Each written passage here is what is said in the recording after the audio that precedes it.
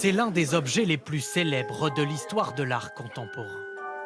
Un revolver 7 mm datant du 19e siècle qu'aurait utilisé Vincent van Gogh pour se suicider le 27 juillet 1890.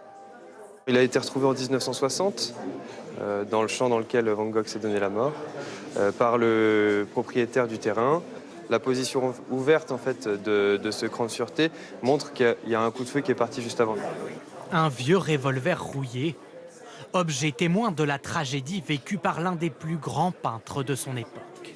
Je ne savais pas que ce pistolet existait avec lequel Vincent Van Gogh s'était donné la mort. En tout cas, moi, je ne l'achèterai pas.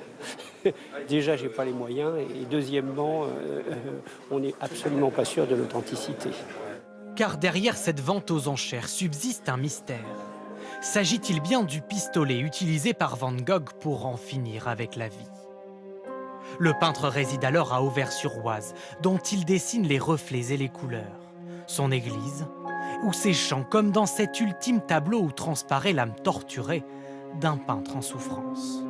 Jusqu'à un matin de juillet, où Van Gogh s'écarte de ce chemin qu'il avait emprunté et se tire une balle dans l'abdomen. Il s'est suicidé le 27, le 28, il est resté très conscient de ce qu'il avait fait. Et puis le 29 au matin, à 1h30 du matin, Vincent est décédé. Passionné par la vie du peintre, Alain Rohan a reconstitué ses dernières heures jusqu'à retracer le parcours du fameux pistolet, retrouvé dans un champ devenu depuis un lotissement.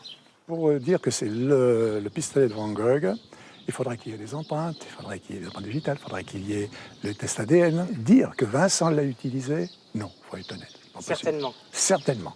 Une relique à l'origine certaine, mais pas prouvée, finalement adjugée 162 500 € cet après-midi à Paris.